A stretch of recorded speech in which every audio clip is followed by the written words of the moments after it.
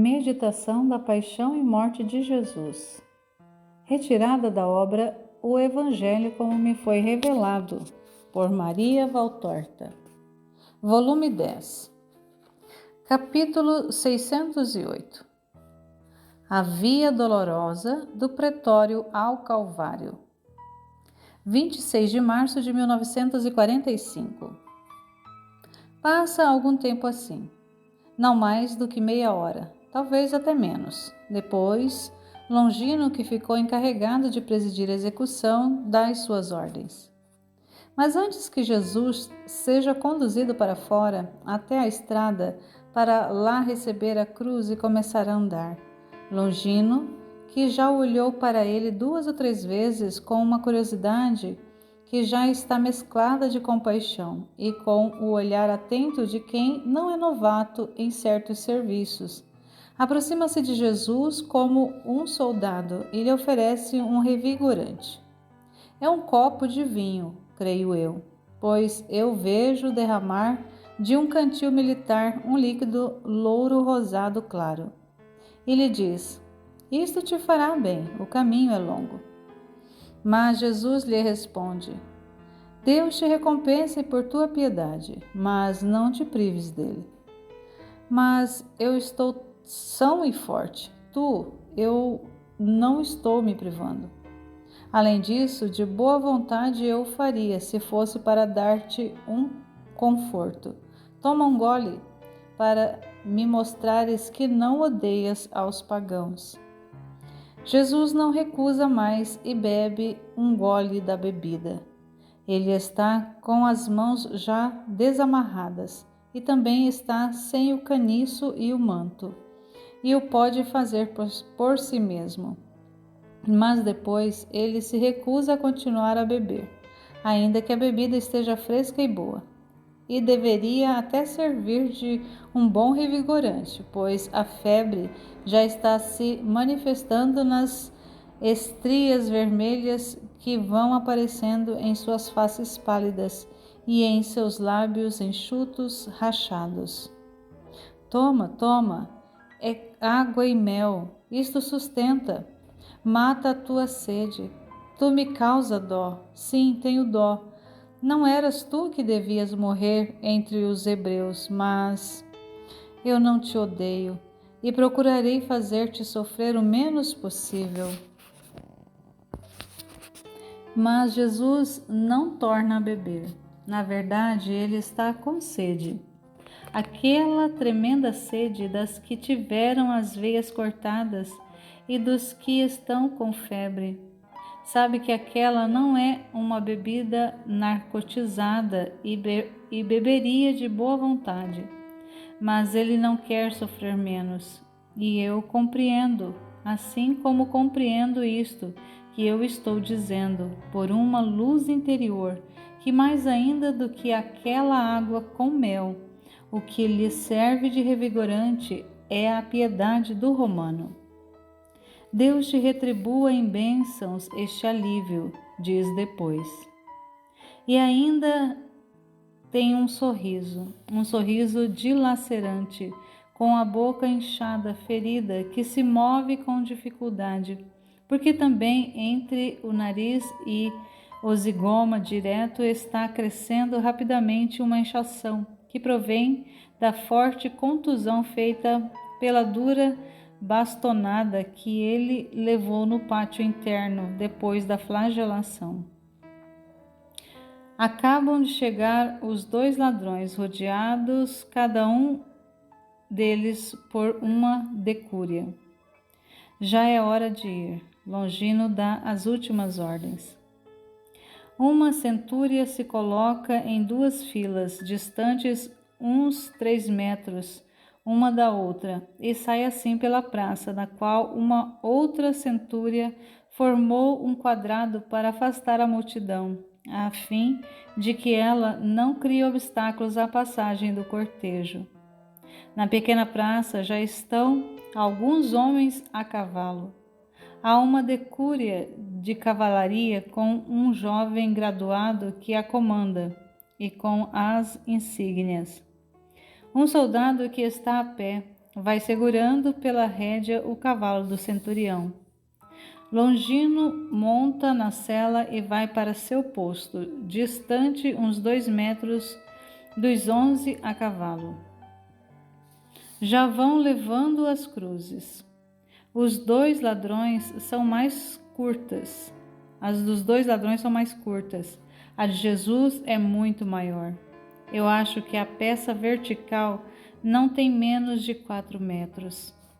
Eu vejo a cruz quando ela já está montada e vai sendo levada.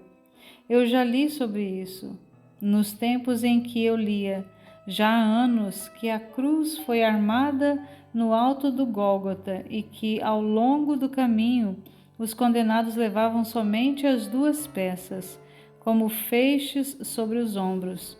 Tudo pode ser, mas eu estou vendo uma verdadeira cruz, já bem montada e bem reforçada com pregos, parafusos e porcas.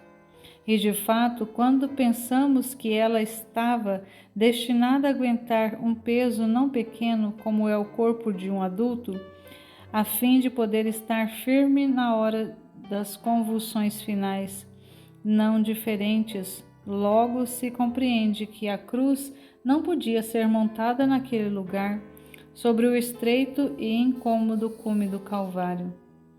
Antes de entregarem a cruz a Jesus, penduraram-lhe ao pescoço a tabuinha com estes dizeres escritos: Jesus Nazareno, Rei dos Judeus. E a corda que a prende se embaraça na coroa, que fica se movendo e arranhando por onde ainda não foi arranhado, e os espinhos vão penetrando em novos pontos, causando novas dores e fazendo o sangue escorrer de novo. O povo ri como uma alegria cheia de sadismo e o insulta dizendo blasfêmias contra ele. Agora estão prontos para sair, e Longino dá ordens para que se porem a caminhar. Na frente vai o Nazareno, atrás dele os 2 ladrões, uma decúria ao redor de cada um deles, e as outras 7 decúrias vão abrindo alas ou prestando serviços, e será responsável qualquer dos soldados que ferir de morte os condenados. Jesus desce os 3 degraus que do vestíbulo levam para a praça, e logo se torna evidente que Jesus está em uma condição de grande fraqueza. Vacila ao descer os 3 degraus, impedido pelo peso da cruz, que está calcando os seus ombros, todo ferido pela tabuinha com os escritos, que fica balançando na frente e esfregando seu pescoço, pelos solavancos que imprime ao seu corpo, e o longo madeiro que vai sendo arrastado e fica pulando de uma para outro lugar do degrau e sobre o chão irregular. Os judeus riem ao vê-lo como um embriagado que vai cambaleando e gritam aos soldados: Batei nele, fazei-o cair, que caia na poeira o blasfemador. Mas os soldados só fazem o que lhes foi mandado, isto é, ordenam ao condenado que vá pelo meio da estrada e caminhe. Longino esporeia o seu cavalo e o cortejo se põe lentamente em movimento. Longino bem que quereria andar depressa, tomando o caminho mais curto para chegar ao Gólgota, porque ele não tem certeza de que o condenado resista a tudo aquilo. Mas a gentalha desbragada, a dar-lhe nome de gentalha ainda é uma honra, nem quer saber disso.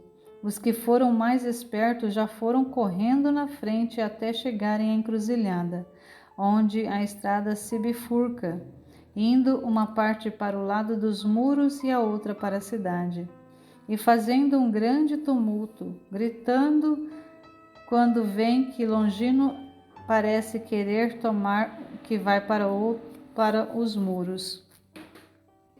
Não podes, não podes, é contra a lei. A lei diz que os condenados devem ser vistos na cidade em que eles pecaram.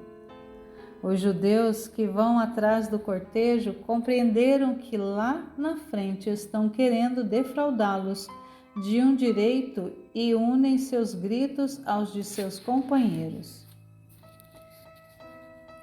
Por amor da paz, Longino entra pelo caminho que vai para a cidade e andam um bom trecho por ele. Depois faz sinal a um decurião para que venha perto dele. Eu digo decurião porque ele é um graduado, mas talvez seja o que nós chamamos oficial de ordenança. Ele diz qualquer coisa em voz baixa. Ele volta atrás, troteando, e pouco a pouco, à medida que vai se encontrando com cada um dos chefes das decúrias, transmite-lhes a ordem. Depois ele volta para perto do Longino e diz que já cumpriu a ordem. Finalmente ele chega ao seu lugar de antes, na fila atrás de Longino. Jesus vai indo para frente ofegante. Cada buraco da rua é uma armadilha para seu pé, que tropeça, e uma tortura para seus ombros feridos, para sua cabeça coroada de espinhos, e sobre a qual desce perpendicularmente um sol exageradamente quente, mas que de vez em quando se esconde atrás do toldo escuro de algumas nuvens, mas que ainda que escondido não faz cessar o calor. Acho até que a luz e os gritos o atormentam.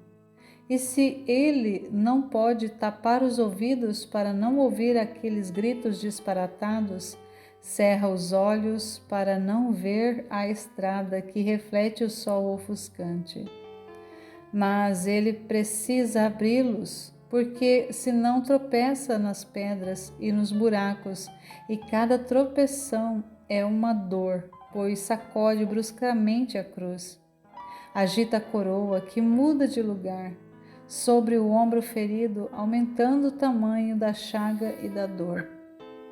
Os judeus não podem mais feri-lo de perto, mas ainda conseguem que até ele chegue algumas pedras ou cacetada. A primeira, especialmente nas pequenas praças cheias de gente, e a segunda nas curvas das estradinhas todas cheias de degraus que sobem e descem, passando ora por um ou por três ou mais dos contínuos desníveis da cidade. Naqueles pontos, forçosamente o cortejo vai mais devagar e sempre há algum voluntário que desafia as lanças romanas, contanto que possa dar mais uma pancada na obra-prima de tortura que Jesus já virou. Os soldados o defendem como podem, mas mesmo quando o defendem, ainda o machucam, porque as longas hastes das lanças brandidas em um lugar tão apertado esbarram nele e o fazem tropeçar. Mas, tendo chegado a um certo ponto, os soldados fazem uma manobra impecável, e apesar dos gritos e das ameaças, o cortejo se desvia de repente para um caminho que vai diretamente para os muros, descendo, pois é um atalho que abrevia muito o tempo para se chegar ao lugar do suplício. Jesus fica cada vez mais ofegante, o suor já lhe banha o rosto, junto com o sangue que lhe brota das feridas feitas pela coroa de espinhos. A poeira já se colocou ao rosto molhado e o suja com manchas estranhas, porque agora está ventando. São rajadas de vento sincopadas com longos intervalos, durante os quais torna a cair a poeira que o vento havia levantado em redemoinhos, que transportam os detritos até os olhos e as gargantas. Junto à porta judiciária já se aglomeraram pessoas e mais pessoas. Os que são previdentes escolheram bem antes um bom lugar de onde possam ver. Mas pouco antes de chegarem lá, Jesus dá sinais de que vai cair. Somente a pronta intervenção de um soldado, sobre o qual quase ele cai, é o que impede que Jesus leve um tombo. O polaco ri e grita: "Deixa-o cair", ele dizia a todos. "Levantai-vos, que se levante ele agora." Para lá da porta há uma pequena torrente e uma pequena ponte. É uma nova dificuldade para Jesus ir por cima daquelas tabuinhas soltas, sobre as quais vai batendo fortemente o longo madeiro da cruz. E ali está uma nova mina de projéteis para os judeus, e as pedras da torrente voam e vão ferir o pobre mártir. Tem início a subida do Calvário. É um caminho nu, sem nenhum fio de sombra, calçado com pedras soltas que formam a subida. Também neste ponto, quando eu podia ler, li que o Calvário tinha poucos metros de altura. Pode ser. Certamente um monte ele não é, mas é uma colina, e com certeza não mais baixa do que é se comparado ao Lungarne, ao Monte das Cruzes, lá onde está a Basílica de São Miniato, em Florença. Alguém poderá dizer: "Ah, tão pouco?" Sim, para alguém que está são e forte é pouco, mas basta ter um coração fraco para perceber se é pouco ou muito. Eu sei que depois que tive problemas no coração, ainda que de uma forma benigna, eu não podia mais fazer aquela subida, nem sofrer muito, e tendo que parar continuamente, mesmo sem ter peso nas costas. Quanto a Jesus, eu creio que teria o coração em mau estado depois daquela flagelação e do suor de sangue. E não contemplo nada mais do que estas duas coisas. Por tudo isso, Jesus sofre de forma aguda por ter que subir com o peso da cruz, que, sendo comprida como é, deve também ser muito pesada. Ele vai contra uma pedra saliente e, enfraquecido como está, levanta o pé muito pouco, tropeça nela e cai para o lado do joelho, direto, conseguindo, porém, sustentar-se apoiando a mão esquerda. O populacho grita de alegria. Afinal, ele se levanta e continua a andar, sempre mais inclinado e ofegante, congestionado, febril. O cartaz que vai balançando à sua frente lhe perturba a visão. Sua veste longa, agora que ele vai inclinando, se arrasta pelo chão e lhe torna difícil dar o passo. Ele torna a tropeçar e cai sobre os dois joelhos, ferindo-os de novo onde já estava ferido. E a cruz escapa de suas mãos e cai, depois de ter lhe dado uma forte pancada no dorso, obrigando-o a inclinar-se para levantá-la e a ter dificuldade para pô-la de novo no ombro. Enquanto ele faz isso, aparece claramente visível sobre o seu ombro direito a chaga feita pela cruz ao cair, e que reabriu as feridas feitas pelos flagelos, unindo-as todas em uma só, que solta soro e sangue, de tal modo que a sua túnica branca fica toda manchada naquele lugar. O povo até bate palmas pela alegria de vê-lo cair de mau jeito. Longino o anima e apressa-se os soldados, batendo nos portos com as adagas. Pedem a Jesus que prossiga. Continua o caminho com uma vagareza cada vez maior, ainda que continuem a ser feitos os pedidos. Jesus parece estar completamente bêbado, pelo tanto que vai cambaleando, esbarrando ora em um, ora em outra das filas dos soldados que ocupam todo o caminho. O povo nota isso e grita: sua doutrina lhe subiu a cabeça. Vede como ele vai oscilando. E outros, e esses não são do povo, mas sacerdotes e escribas, riem-se dele com escárnios, dizendo: não, são os festins na casa de Lázaro que ainda estão lançando fumaça. Eles eram bons? Pois que ele coma agora o vosso alimento. E outras frases semelhantes. Longino, que de vez em quando se vira, fica com um nó e manda que parem por alguns minutos. E é tão insultado pela plebe que o centurião dá ordens às milícias que se preparem para dar uma carga. E aquela multidão vil, diante das lanças que brilham e ameaçam, se afastam gritando e pulando pelo morro abaixo. É nesse momento que eu torno a ver, entre os poucos que ficaram, emergir por detrás de uns escombros ou talvez de algumas paredes desmoronadas, o grupinho dos pastores. Eles estão desolados, perturbados, empoeirados, com as roupas rasgadas, e chamam para si, com a força de seus olhos, os olhares de seu mestre. E ele vira a cabeça e os vê. Olha para eles como se eles tivessem rostos de anjos. Parece que ele mata sua sede e se sente fortalecido com o pranto deles e sorri. É de novo dada a ordem de marchar e Jesus passa bem na frente deles e ouve o seu pranto angustioso.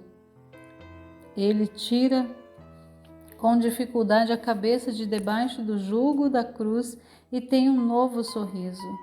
É o seu conforto, 10 rostos, uma parada debaixo de um sol escaldante.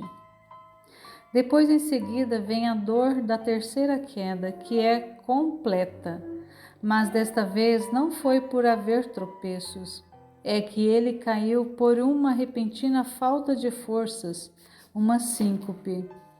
Ele cai logo todo estendido, batendo o rosto sobre as pedras soltas, e fica na poeira por debaixo da cruz que caiu em cima dele. Os soldados querem levantá-lo, mas, como ele parece estar morto, informam ao centurião, enquanto eles vão e vêm. Jesus volta a si e lentamente, com a ajuda de 2 soldados, dos quais um levanta a cruz enquanto o outro ajuda o condenado a pôr-se de pé. Ele volta ao seu lugar, mas Jesus já está extenuado. Fazei que ele não morra, a não ser na cruz, grita a multidão. Se o fizerdes morrer antes, prestareis conta disso ao procônsul. Lembrai-vos disso. O réu deve chegar vivo ao suplício, dizem os chefes dos escribas aos soldados. Estes os fulminam com olhares ferozes, mas por disciplina nada falam. Longino tem o mesmo medo que os judeus de que o Cristo morra pelo caminho e não quer saber de aborrecimentos. Sem ser preciso que ninguém lhe recorde, ele sabe qual é o seu dever de preposto da execução e por isso toma providências. Toma providências desorientando os judeus que já correram na frente pelo caminho, ao qual se chega de todas as partes do monte, suando, arranhando-se, para poderem passar por entre as raras e espinhosas moitas deste lugar árido, caindo por cima dos escombros que os entulham, como se fossem um monturo para Jerusalém, sem sentirem outra pena senão a de pendurarem um respiro do mártir, um só de seus olhares cheios de dor, um gesto ainda que involuntário de que sofre, e sem outro medo que não seja o de perder um bom lugar. Por isso Longino dá ordem para que tomem o caminho mais longo, que sobe em espiral pelo monte, e que assim sendo é muito menos íngreme. Agora parece ter sido uma vereda que, por ter sido muito transitada, transformou-se em uma estrada até bastante cômoda. Esta encruzilhada de duas estradas se dá mais ou menos à altura da metade do monte, mas eu estou vendo mais acima por quatro vezes que a estrada reta é cortada por esta, que vai subindo com muito menos declive e, em compensação, muito mais longa. E por esta estrada vão subindo pessoas que não participam da indigna algazarra dos possessos que acompanham a Jesus só para gozarem dos seus tormentos. São mulheres, em sua maior parte, que vão com seus véus nas cabeças e chorando em um outro grupinho de homens. É verdade que bem pequeno e que lá muito adiante das mulheres está quase a perder de vista. Quando um prosseguimento, a estrada muda de rumo ao redor do monte. Neste ponto, o Calvário tem uma espécie de ponta em sua estranha estrutura, em forma de focinho por um lado, enquanto do outro lado ele vira um despenhadeiro. Passareis dar uma ideia de seu aspecto visto de perfil, mas preciso virar a página, porque aqui não sai muito bem, por falta de espaço. Os homens desaparecem por detrás da ponta rochosa e eu os perco de vista. A gentalha que ia acompanhando Jesus grita de raiva. Para ela teria sido melhor se o vissem levar um tombo, com imprecações obscenas contra o condenado e contra os que conduzem. Ela se põe, em parte, a acompanhar o cortejo judiciário, enquanto outra parte vai, quase de carreira, pela estrada íngreme, a fim de que, conseguindo um ótimo lugar ao alto do monte. As mulheres vão chorando e estão ao ponto assinalado com a letra D. E se viram ao ouvirem os gritos e ao verem que o cortejo vem vindo por aqueles lados. Elas estão se agrupando e se encostam no monte, por temerem ser jogadas lá embaixo, no despenhadeiro, pelos violentos judeus. Puxam ainda mais os véus sobre seus rostos. Há algumas que estão completamente veladas, como muçulmanas, deixando livres somente os olhos muito escuros. Elas estão ricamente vestidas e têm para sua defesa um velho robusto, que todo encapotado como está, nem pelo rosto eu posso saber quem é. Dele eu só vejo a longa barba, mais branca do que preta, projetando-se para fora do manto muito escuro.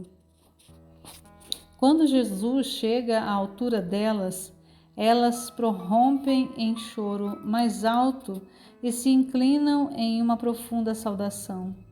Depois elas se põem decididamente a andar para a frente.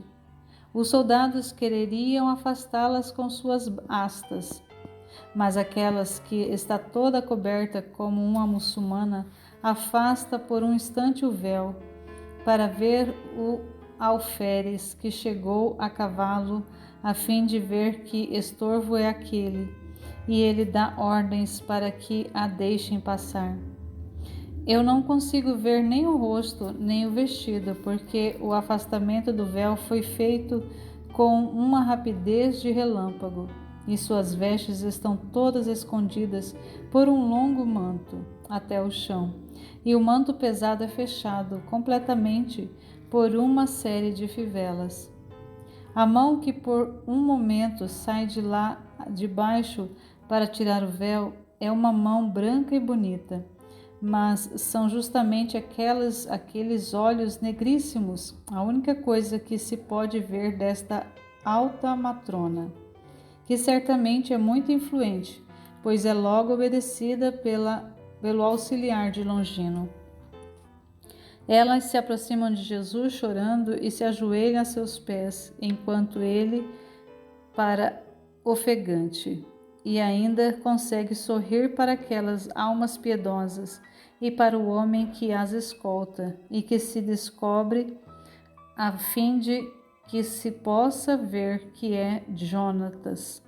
Mas os guardas não deixam passar, somente as mulheres. Uma delas é Joana de Cusa. Ela está mais desfeita do que quando a esteve à beira da morte. De vermelho, ela só tem os sinais deixados pelo pranto, e além disso só se vê uma face cor de neve, com aqueles doces olhos negros, não ofuscados, que até parece terem sido transformados em cor violeta, bem escura de certas flores. Ela tem à mão uma ânfora de prata e a oferece a Jesus, mas ele a recusa. Aliás, é tão forte a sua falta de ar que ele não pode nem beber. Com a mão esquerda, ele enxuga o suor e o sangue que lhe cai nos olhos e que, escorrendo ao longo das faces arroxeadas e o pescoço das veias inchadas pela pulsação ofegante do coração, molha toda a sua veste no peito. Uma outra mulher, tendo perto de si uma menina que a serve com um cofrezinho nos braços, abre o cofrezinho, tira de lá um pano de linho muito fino, como um lenço, e o oferece ao Redentor. E ele o aceita, mas visto que ele não pode só com uma mão fazê-lo por si mesmo, a piedosa mulher o ajuda, tomando cuidado para não esbarrar na coroa, que lhe está caindo sobre o rosto. E Jesus aperta o linho fresco sobre sua pele, pobre pele, e lá o segura, como se nele encontrasse um grande conforto. Depois ele lhe entrega o linho e fala: Obrigada, Joana. Obrigada, Niske, Sara, Marcela, Elisa, Lídia, Ana, Valéria. E tu, mas não choreis. Não choreis por mim, filhas de Jerusalém, mas pelos pecados, os vossos e os da vossa cidade. Dá graças a Deus, Joana, por não teres mais filhos. Vê, é piedade de Deus. Não ter filhos para que sofram com isso. E tu, Isabel, melhor, como foi que está os deicidas, como entre os deicidas. E vós, mães, chorais sobre os vossos filhos, porque esta hora não passará sem castigo. E que castigo! E assim fazem com o inocente. Chorareis então, por terdes concebido, por terdes dado de mamar, e de terdes ainda os filhos. As mães de então chorarão, porque em verdade eu vos digo que será feliz quem então cair debaixo dos escombros em primeiro lugar. Eu vos abençoo, ide para casa, rezai por mim. Adeus, Jonatas, leva-as embora. E no meio de um alto clamor de pranto feminino e de imprecações judaicas, Jesus se põe de novo em movimento.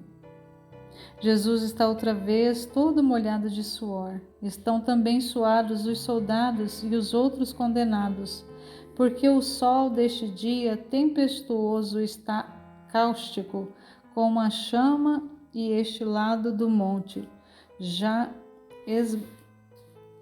esbraçado por si mesmo, aumenta o calor do sol.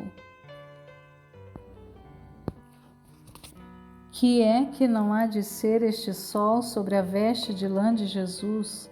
posta sobre as feridas dos flagelos, é coisa fácil de se pensar e de causar-nos horror. Mas ele não solta nunca um lamento, somente cambaleia, apesar dessa estrada ser menos íngreme e não ter aquelas pedras soltas da outra, tão perigosas para os pés dele que agora vão se arrastando assim. Jesus cambaleia cada vez mais, chegando a ir embarrando numa ou noutra fila dos soldados, inclinando-se cada vez mais para o chão. Alguns pensam em resolver o problema passando-lhe uma corda pela cintura e segurando-o pelas duas pontas, como se fossem rédeas.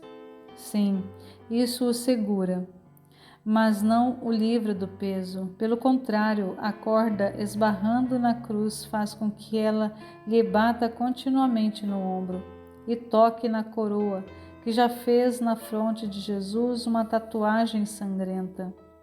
Além disso, a corda, roça continuamente na cintura, onde já há tantas feridas que certamente vão se abrindo de novo, a tal ponto que a túnica branca, àquela altura, está de um avermelhado pálido. Assim, os que querem ajudá-lo ainda o fazem sofrer mais. A estrada continua. Ela rodeia o monte para quase pela metade frontal, pela entrada íngreme. Aqui está Maria com João. Eu diria que João a levou para aquele lugar sombreado por detrás do cume do monte, para dar-lhe algum descanso. É esta a parte mais íngreme do monte. Não passa por aqui aquela estrada que o rodeia. Para cima e para baixo, a encosta se torna muito a pique, e por isso é evitada por aqueles cruéis. Lá existe sombra, pois, como eu dizia, lá é o lado do norte. E Maria, como está desse lado do monte, fica protegida contra o sol. Ela está apoiada no muro. Está em pé, mas exausta e também já orfando, pálida como a morta, com as suas vestes de um azul muito escuro, quase preto. João olha para ela com uma piedade desoladora. Também ele já perdeu todos os vestígios de cor e está lívido, com 2 olhos cansados e arregalados, todo despenteado, com as maçãs do rosto sumidas, como se estivesse doente. As outras mulheres, Maria e Marta, irmãs de Lázaro, Maria de Alfeu e Maria de Zebedeu, Susana de Caná, a dona da casa, e mais outras que eu não conheço, todas estão no meio da estrada, olhando se já vem vindo o Salvador. E tendo elas visto Longino, vão logo a Maria levar a notícia.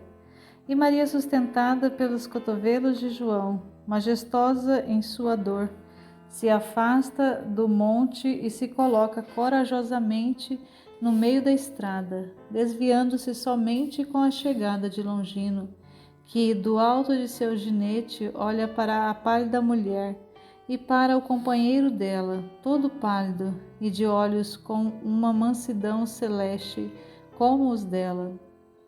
E Longino abaixa a cabeça enquanto vai passando por ela, acompanhado pelos 11 a cavalo. Maria procura passar por entre os soldados que estão compadecidos dela, mas eles não estão com calor e com pressa, procuram afastá-la de lá com suas lanças e ainda mais porque da estrada pavimentada já estão voando pedras, como protestos contra tanta piedade.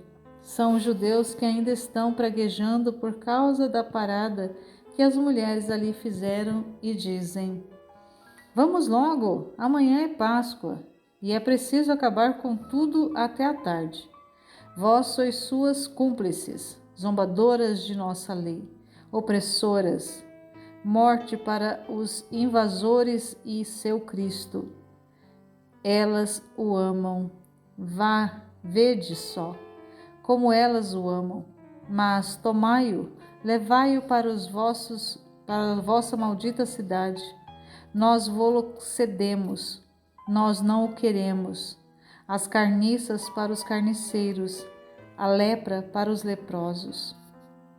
Longino se cansa e espoeria o cavalo, saindo acompanhado pelos 10 lanceiros, contra o tumulto dos insultadores que fogem pela segunda vez. E é ao fazer isso que ele vê um carrinho de mão, que certamente subiu até ali vindo das hortas que estão aos pés do monte e que está esperando com sua carga de verduras para que a multidão tenha passado a fim de poder descer para a cidade. Penso que foi um pouco de curiosidade da parte do Cirineu e dos seus filhos que os fez subirem até lá, pois ele não tinha nenhuma necessidade de fazê-lo. Seus 2 filhos, deitados por cima do grande volume de verduras, estão olhando o rinco atrás dos judeus fujões, mas o homem, muito robusto, com os seus 40 ou 50 anos, em pé ao lado do burrinho, que espantado trata de recuar, olha atentamente para aquele cortejo. Longino o está observando. Ele pensa que o homem lhe possa ser útil e lhe ordena: Homem, vem cá. O Cirineu faz que não ouviu, mas um Longino não se brinca. Ele repete a ordem de um modo tal que o homem entrega as rédeas a um de seus filhos e vai para perto do centurião. Estás vendo aquele homem? Pergunta ele. E, ao dizer isso, vira-se para mostrar Jesus e vê Maria, que está suplicando aos soldados que a deixem passar. Ele fica com dó dela e grita: Deixa passar a mulher. Depois ele torna a falar ao Cirineu: Ele não pode mais andar com toda aquela carga. Tu és um homem forte. Toma a cruz dele e leva-a para ele até lá em cima. Eu não posso, estou com aquele burro. Ele é teimoso, os meninos não são capazes de retê-lo. Mas Longino lhe diz: Vai, se não queres perder o burro e levar 20 vergadas de castigo. O Cirineu não tem coragem de reagir e diz aos rapazes: Ide para casa e logo, e dizei lá que eu volto logo. E depois vai. Ele chega perto de Jesus justamente no momento em que ele está se virando para a mãe, que só agora ele vê que está vindo ao seu encontro, pois ele ia andando tão inclinado e com os olhos quase fechados como se estivesse cego e grita: Mãe! Esta é a primeira palavra desde que foi torturado que exprime o seu sofrimento, porque naquele grito está a confissão de tudo e de cada uma das tremendas dores de seu espírito, de seu moral e de sua carne. É um grito dilacerado e dilacerante de um menino que está morrendo sozinho, entre agudos tormentos, no meio das piores torturas, e que chega a ter medo até do seu próprio respiro. É o lamento do menino que delira, que é dilacerante como as visões de um incubo, e que quer a mãe, ama a mãe, porque só o seu beijo amoroso pode acalmar o odor de sua febre. Só a voz dela espanta os fantasmas, só o abraço dela torna a morte menos assustadora. Maria leva a mão ao seu coração como se tivesse recebido uma punhalada e sente uma leve vacilação, mas ela se reanima, apressa o passo enquanto vai com os braços estendidos na direção de sua criatura dilacerada. Ela grita: Filho! Mas Diz isso de uma maneira tal que quem não tem um coração de hiena lhe sente rasgar por aquela dor. Eu vejo que até entre os romanos existe uma inclinação à piedade. No entanto, são homens que lidam com armas. Para eles não é coisa nova terem que matar, visto que são portadores de cicatrizes. Mas as palavras mãe e filho são sempre aquelas. E para todos eles, eu repito, que não são piores do que as hienas, são palavras ditas e compreendidas por toda parte, e por toda parte elas fazem que se levantem ondas de compaixão. E o Cirineu tem esta compaixão, e como ele está vendo que Maria não pode abraçar o seu filho por causa da cruz, e que depois de ter estendido os braços, os deixa cair de novo, tendo a certeza de não poder fazer o que queria, e fica somente olhando para ele, querendo sorrir com o seu sorriso de mártir para encorajá-lo, enquanto seus lábios tremendo vão bebendo o pranto. E ele, tirando a cabeça de debaixo do jugo da cruz, procura por sua vez sorrir-lhe e enviar-lhe um beijo com seus pobres lábios feridos e machucados pelas pancadas e pela febre. Se apressa em remover a cruz, fazendo isso com a delicadeza de um pai, a fim de não esbarrar na coroa nem ficar roçando nas feridas. Mas Maria não pode beijar o seu filho. Até o toque mais leve seria uma tortura para aquelas carnes machucadas. E Maria se abstém de fazê-lo, e também porque até o sentimento mais santo são acompanhados de um profundo pudor e exigem respeito, ou pelo menos compaixão. Mas no caso presente é curiosidade ou escárnio. Beijam-se somente as duas almas angustiadas. O cortejo se põe de novo em movimento, empurrado pelas ondas de um povo furioso, e os separa, empurrando a mãe para um lado do monte, exposta à zombaria do povo todo. Agora atrás de Jesus está o Cirineu, com a sua cruz, e Jesus, livre daquele peso, pode andar melhor. Ele está arquejando fortemente, pondo muitas vezes a mão sobre o coração, como se sentisse muita dor. Uma ferida ali na região eterno cardíaca, e agora que pode, pois não está mais com as mãos amarradas, recompõe os cabelos que estavam caídos para a frente, grudados pelo sangue e pelo suor, atrás das orelhas, para sentir o ar sobre o rosto cianótico, desata o cordão do pescoço pelo esforço em respirar, mas já está podendo caminhar melhor. Maria afastou-se dali com as outras mulheres. Ela vai acompanhando o cortejo, depois dele ter passado, e pouco adiante, por um atalho, ela se dirige para o cume do monte, desafiando os impropérios daquela ralé de canibais. Agora que Jesus está livre, faz-se bem depressa a voltar ao redor do monte, e já estão perto do cume, que já cheio de gente gritando.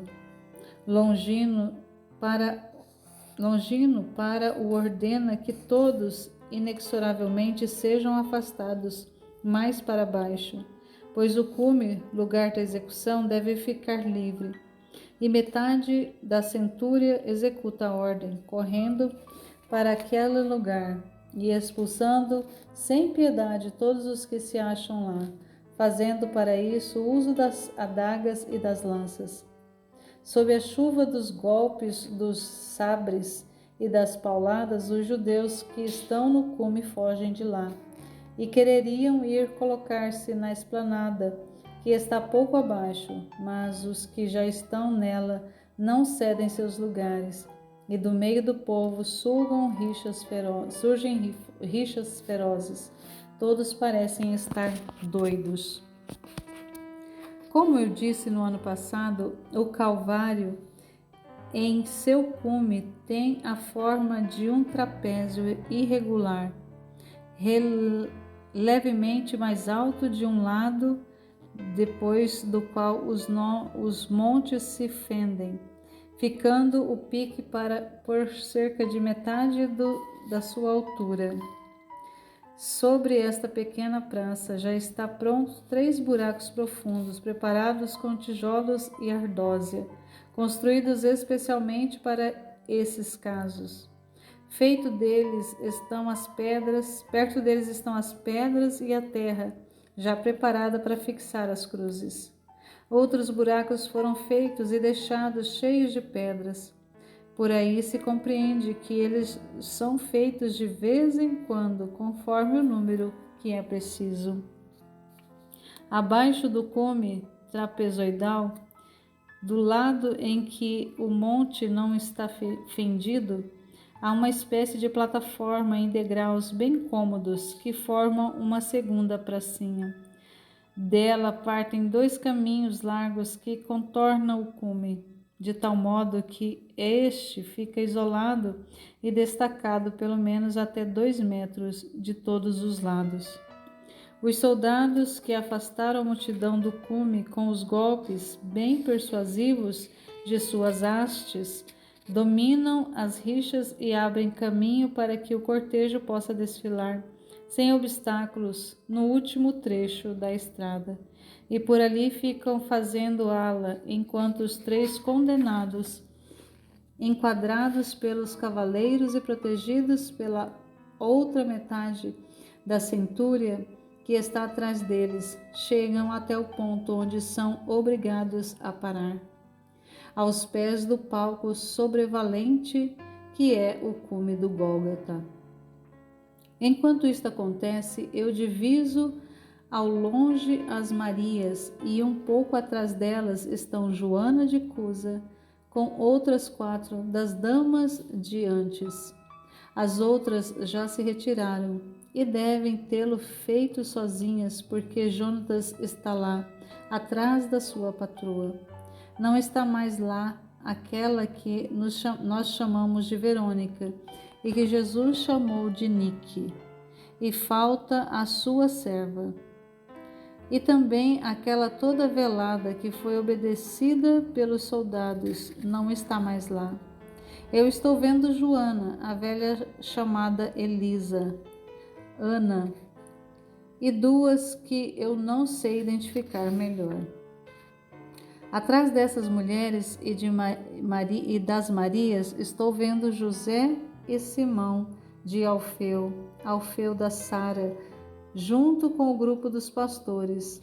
Eles tiveram que lutar com os que queriam expulsá-los de lá, insultando-os, e a força desses homens, que o amor e a dor multiplicam, foram tão violentos que venceram, criando um semicírculo livre, contra o qual aqueles judeus sórdidos não ousam fazer nada mais do que lançar gritos de morte e levantar os punhos. Mas isso por pouco tempo, porque os bastões dos pastores são nodosos e pesados, e a força e a pontaria não faltam nunca a estes destemidos. E eu não falo mal se falo assim. É preciso que se tenha uma grande coragem, estando reduzidos a um pequeno número, sendo conhecidos como galileus ou como sequazes do Galileu, tendo contra si todo aquele povo hostil. Este é o único lugar em que o Calvário, onde não se blasfema contra o Cristo. O monte dos 3 lados que descem a pique até o vale é um verdadeiro formigueiro de gente. A terra amarelada e nua não vê mais. Exposta ao sol que vai e vem, parece um prado florido com corolas de todas as cores. Tão numerosos são os chapéus e os mantos desses sádicos. De outro lado da torrente, pela estrada, está outra multidão, e além dos muros está outra ainda. Sobre os terraços, mais vizinhos, mais outras. O resto da cidade está despovoado, vazio, silencioso. Tudo está aqui, todos estão aqui. Todo amor e todo ódio. Aqui está todo o silêncio que ama e perdoa, e todo o clamor que odeia e faz imprecações. Enquanto os homens designados para a execução preparam os seus instrumentos e estão acabando de esvaziar os buracos, e os condenados estão esperando, fechados no centro do quadrado, os judeus que foram refugiar-se no canto oposto ao das mulheres o estão insultando. Até Maria, até a mãe dele eles insultam, dizendo: a morte aos galileus, a morte, Galileus, Galileus, a morte, o blasfemador Galileu. Pregai na cruz também o seio que o trouxe. Fora, fora essas vísceras que parem tais demônios. A morte, limpai Israel dessas fêmeas que se uniram com o bode. Longino, que apeou do cavalo, se vira e vê a mãe. Ele ordena que parem com aquela algazarra. A meia centúria que estava atrás dos condenados ataca aquela canalha e esvazia completamente a segunda pracinha, enquanto os judeus escapolem pelo monte, atropelando-se uns aos outros. Apeiam também os outros soldados e um deles pega os 11 cavalos, além do que é o do centurião, e os leva para uma sombra. O centurião vai indo para o cume. Joana de Cusa se adianta e o detém. Dá-lhe a ânfora e uma bolsa. Depois se retira chorando, indo em direção à borda do monte com as outras. No alto está tudo pronto. Fazem que os condenados subam. E Jesus passa mais uma vez perto da mãe, que dá um gemido, que ela mesmo fez esforço para frear, levando o manto à boca. Os judeus viram isso e se puseram a rir e a zombar dela. João, o manso João, que está com o braço atrás das costas de Maria para ajudá-la, vira-se com um olhar feroz. Está até aos olhos fosforescente. Se ele não tivesse que cuidar das mulheres, eu creio que pegaria alguma daqueles vilões pela garganta. Não são somente os condenados que estão naquele palco fatal. Os soldados rodeiam a pracinha por 3 lados. Não sobra lugar vazio, a não ser no ar, fora do monte.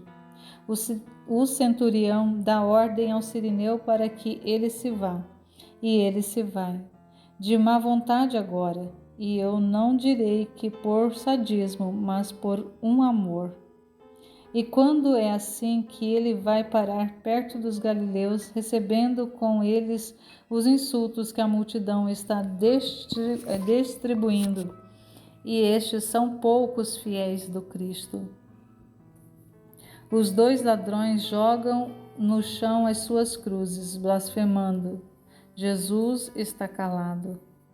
E a via dolorosa terminou.